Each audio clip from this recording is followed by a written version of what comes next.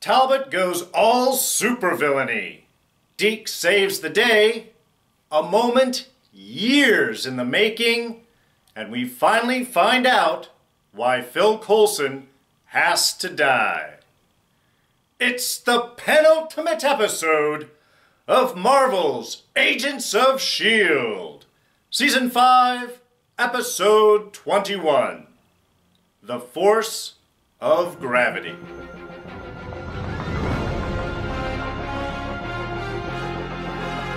Hey everyone, D here, and welcome to this week's review of Agents of S.H.I.E.L.D. So yes, of course, lots of spoilers coming your way starting now.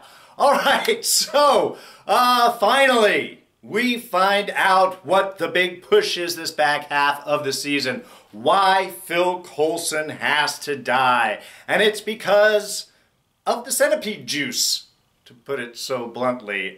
They've got one dose, and they can use it one of two ways. They can either put Jiang's DNA in there, pump it into Coulson, and use that to rebirth all of his cells and heal him, bring him back to full health.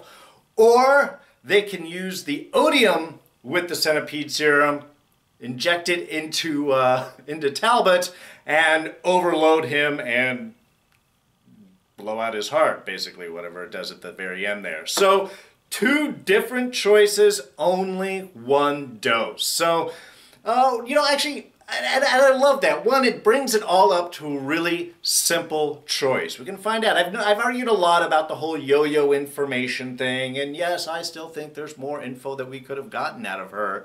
But then it really does come down to ultimately this one choice. No matter what they do, if everything gets to this moment, this is it. One dose. Life or death. Either Talbot dies or Coulson dies.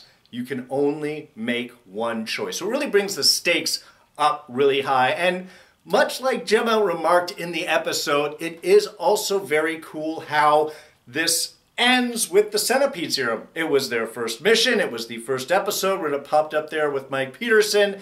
And now we have it wrapping up the season, which could have been the end, but not. If we noticed, at the end of the episode, I'm sure you all caught it, they said the season finale, and that's how they have really been teasing things. And I have to say, I'm really kind of annoyed at ABC for stretching this out. A lot of shows were announced that were being canceled today, a lot of ABC stuff. Inhumans officially canceled, of course, Designated Survivor, a whole bunch of other ones that were kind of on the bubble. They still have not given an answer for S.H.I.E.L.D. There's a big ABC press call next Tuesday where they're going to cover all of their upfronts in the fall schedule, so that's probably when we will find out for sure about 6. But yeah, that's going to be a couple of days. I was honestly wondering if they were just going to wait until the actual end of the finale episode and say, aha, there's a new season next year, or that's it, suckers, which is really messed up, because how is this going to end with Infinity War? Anyway, that's lots of questions. We'll jump into a little bit of that later on. But basically, yeah, life or death choices here. You can only choose one. Now, one of the themes running through this episode is change, how people can change, brought up a few times in this episode. First, we had Mac talking about Carl Creel. Very sad about Carl.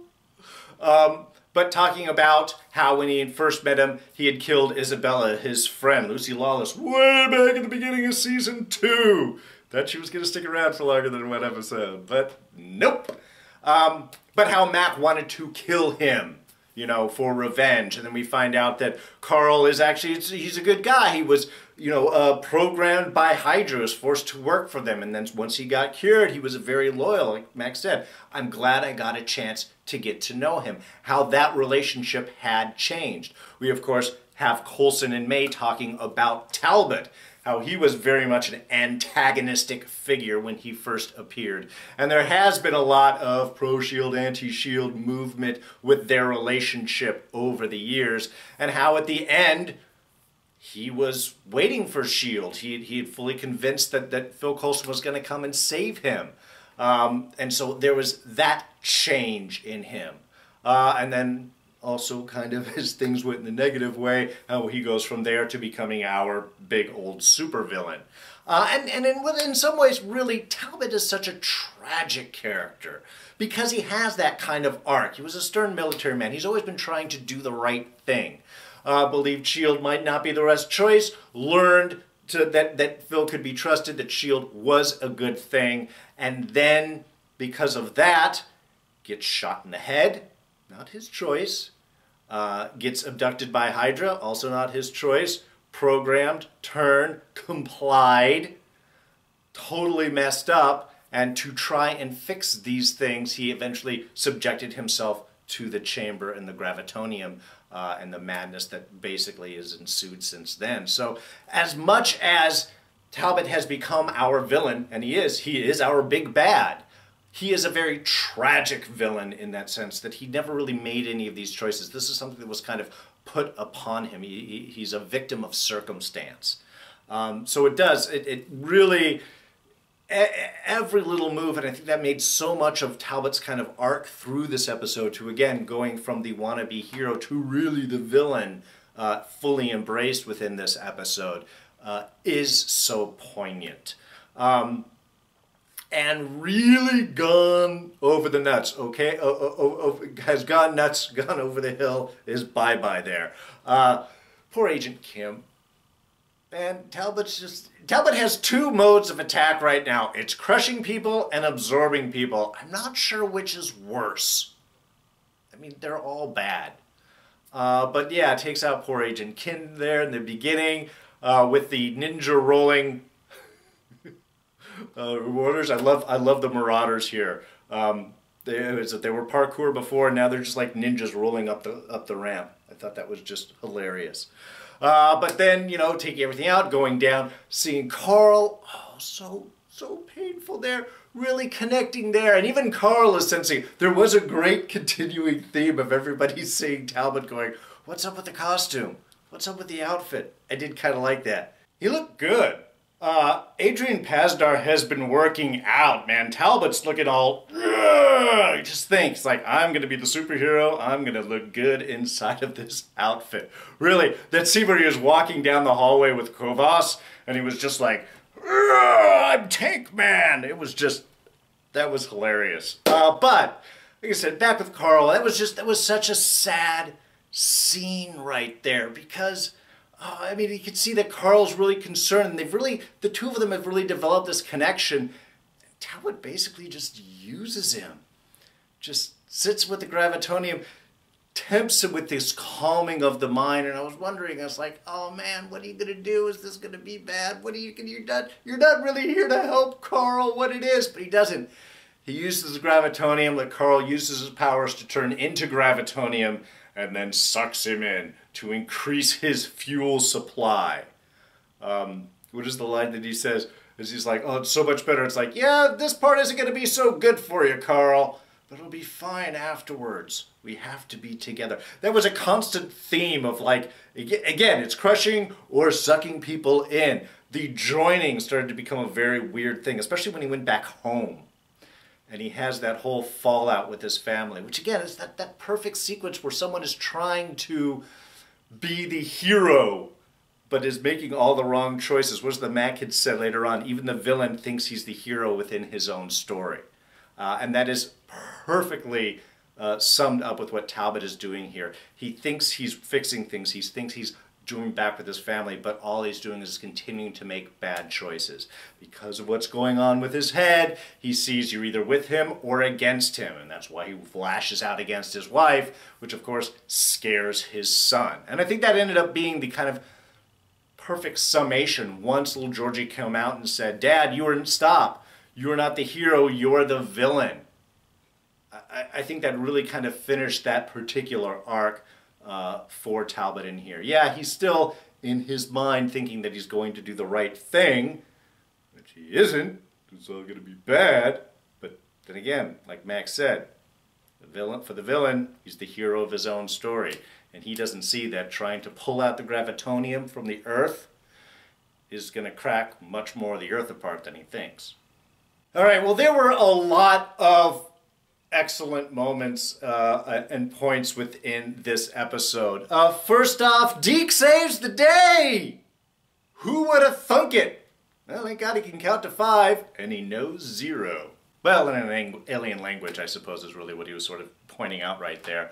But yes, May and Coulson trapped inside their cell. They do find a way out, they think. I love that Coulson still has, you know, magic hand going on. Very smart thinking. But then Deke ends up busting the guards, busting them out. It was just, you're not expecting it. It was very awesome to see. And he kind of continues it. He backs up May with a fight when he whips off his belt. I'm like, oh, what are you talking about? What are you gonna fight with this? And he does. He strangles the Remorath and drops him down. I'm like, okay, this is pretty good. Then he's able to read the coordinates, find everything, reprogram the machine, and do it to get out in that other amazing fight sequence. That was so good. That was so much fun. And it was great because, I mean, 1, you can see how upset May is. 2, I love seeing Ming-Na kicking ass right now. Has healed a lot from her injury, knowing from the beginning of the season. Character-wise, she had the pull through her leg. Real world-wise, she was healing from an ACL injury and rebuild. So, always loved to see Ming-Na kicking butt. And you just knew as the fight progressed, she could take Kovas at any time. She was just waiting for Deke to finish fixing things up. So get the coordinates programmed into the machine so they could beam themselves back home. So really, that was just an awesome little sequence. So great seeing May fight. And again, Deke pulling out the win there. Oh, and speaking of Kovas, while we have him on our mind here, really arrogant. Kovas. I loved how he's always talking down to Earthers about their weapons and their worthiness of how they're supposed to be killed. I mean, that whole opening speech where he's talking to May and Coulson about guns. I mean, okay, I did kind of like what he said. That guns make the weak pretend to be strong, allow the weak to pretend to be strong. Interesting point. But as he says that, talking about how lowly it is to attack from a distance, and, you know, the reporters, we like to attack all up front here, and then threatens their base with a missile attack. I mean, how more distance fighting can you be? You just hit a button and shoot all the way down on the planet. You don't have to be anywhere near it. So, you know, that just kind of annoyed me. So the fact that May ends up killing him with his own missiles, yeah, there is a certain beauty in that. Poetic justice, I believe. Oh, another killer moment was with Daisy. Spending time with Terry Casais there. Old Papa being the whole, we're going to torture you and you're going to break. We'll keep you without sleep. I have to say, that was a very cool move. Letting her body stay unconscious and then just sending her mind to him, where you get the whole no time and you can't escape. And yeah, I mean, really, from a breaking standpoint, from a torture standpoint, I can see where that's effective. But of course, Daisy's the destroyer of worlds. Also love the whole bit he's talking about Casais' kids. Yeah, about your kids. Yeah, they suck and they're gonna die and be stabbed in the back and horrible. It was just, it was poetic. Thought he's heard little Junior Casais' voice actually at the beginning of the episode when Daisy woke up. It was kind of cool. I think that was. Anyway, but just that moment where she says, hey, I'm the destroyer of worlds. Boom. And that perfect close-up shot of just her forehead and thing breaking. That was beautifully done. I mean, the fight afterwards, quick, easy, definitely her taking out. She's doing great combat. She's doing great fights throughout the episode. But just that moment of like, ha-ha, shatters it, and that beautiful, again, that frame shot was so awesome right there. Just crack, eyes open. Man, loved it. Oh, and of course there was the Talbot fight, which we referred to but didn't really get, where he does go full supervillain against Mac. I love Mac's idea. Maybe we could talk him down. And I think Yo-Yo was trying to be supportive of Mac right there. I think she was. She didn't totally believe it, but I think she was. Mac certainly overly positive in that moment. But it was a great fight because it was cool and we had supervillain versus heroes and all of that stuff. Talbot, again, looking great in the outfit. Looks good in the shadows, looks good in the light. lifting up the car, smashing down. But really, I mean, the two best moments were, of course, the bullets coming at him and just not just bouncing out, but circling, orbiting around him so that he could then go ahead and throw them back. I thought was awesome.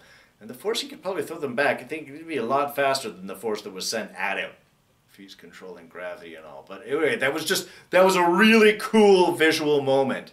And then, of course, we have Yo-Yo trying to go up after him, but he, I'm assuming, has some sort of extra gravitational field around him, because he can't see Yo-Yo trying to use her power, so it can't be that type of response. He maybe just has this now intense gravitational field, and that's what's keeping Yo-Yo from doing that quick attack. So, you know, it's great from a conflict standpoint, because now Talbot has so many more defenses that the team is going to have to try and get back to him, which means to try and deliver this Centipede Serum, if they go that way, which, you know, they're going to have to if they're going to save the world, they're not going to be able to use Yo-Yo to just come up and stab him.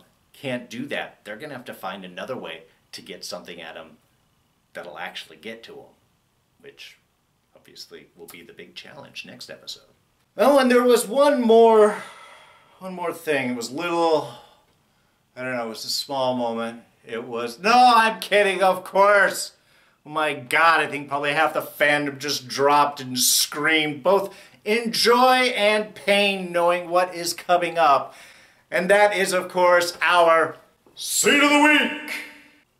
Just because there was so much, and there was so much build up to it. I'm not generally a big relationship shipper person, but I appreciate properly done character work, and I think our final Melinda Coulson moment there was perfectly it. Long time coming. We had the sort of tease last year with LMD May, and then we've had the nice back and forth throughout this season, which I think was keeping the tension going nicely, but this was a perfect way to fix it. May's trying to save Phil. Phil's fighting against it. They're like two parents arguing. The bad guys attack. S.H.I.E.L.D. pops out, pulls May in, and it's Smooch Town. Really, it was just, I mean, perfectly done. Very romantic, perfect hero shot behind the shield, bullets jumping off as they're embracing and kissing. Then we get Daisy popping around the corner.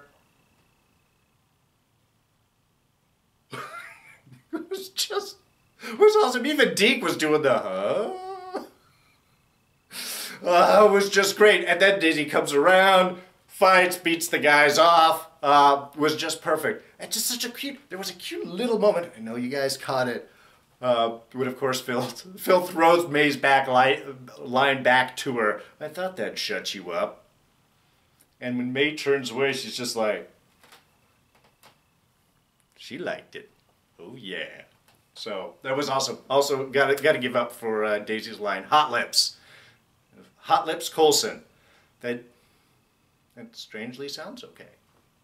All right, just a couple of small things. One, Agent Davis. I want to hear his stories. They have beautifully teased how they've caught just at the end of Davis's mystical stories that's blowing everyone away. Even Deke was like, "Oh my God, man, that's amazing. And I'm from the future."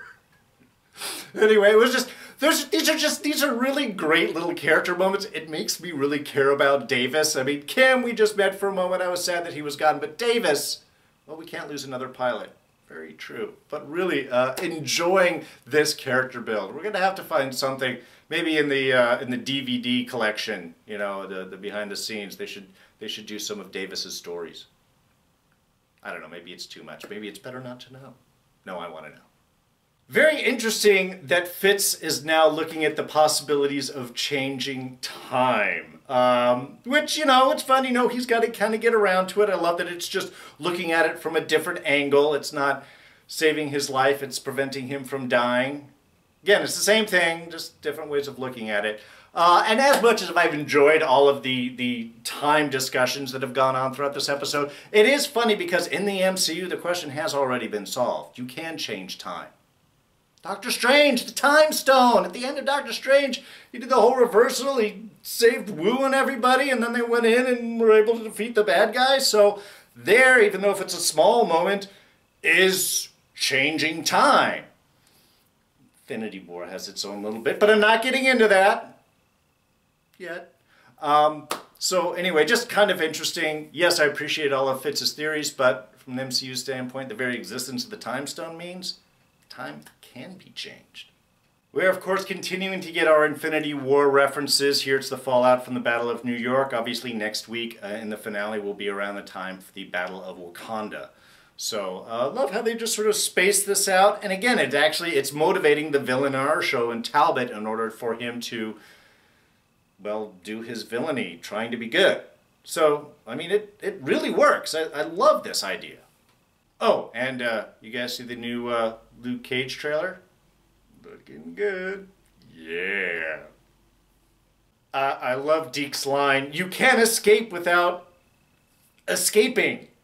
It's very true. Very observant, Deke. Alright, so that's going to pretty much cover everything for this week. At least all our big stuff. Now, next week is the end of the season.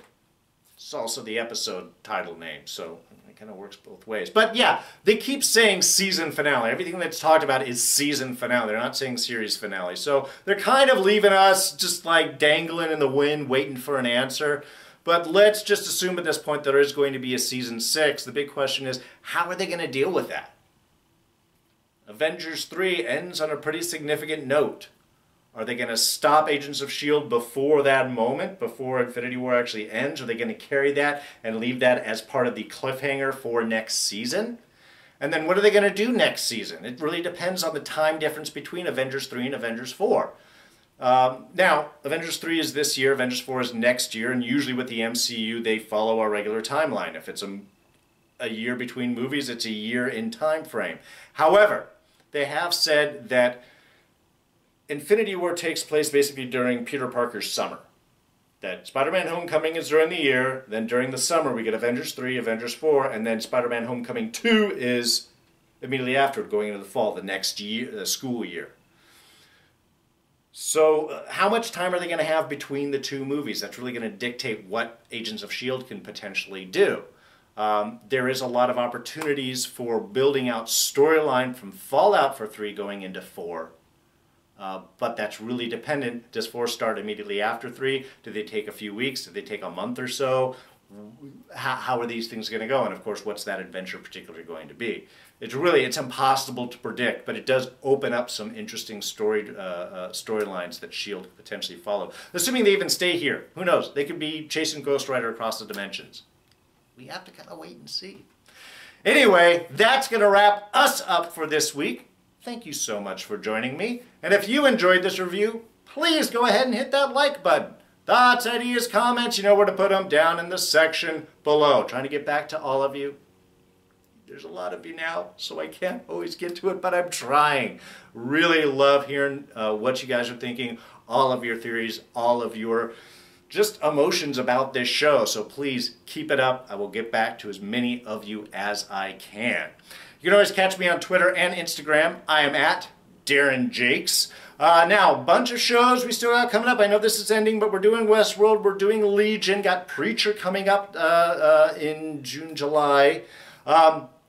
But also, if you guys are fans of The Expanse, I've been doing some live discussions with Mark over on Enchantment of Eternity and Acton Tomko about each episode of The Expanse. So I will throw one of those links in our little link here at the end. You can check those out if you would like. I'm not going to do every week, but I will be there most weeks. Mark is definitely doing every week, so if you are a fan of The Expanse, check those out. Also, another show that just got canceled. Let's not get into that. Anyway. So, that's it. Subscriber, if you're not, hit this button, you'll be one. You'll catch all these reviews. Don't want to miss anything. And of course, like I said, Expanse discussion and another random review you can check out right there. Alright, so that's going to be it for me. I'm D, and I'm out of here. Catch you guys next time. Bye-bye.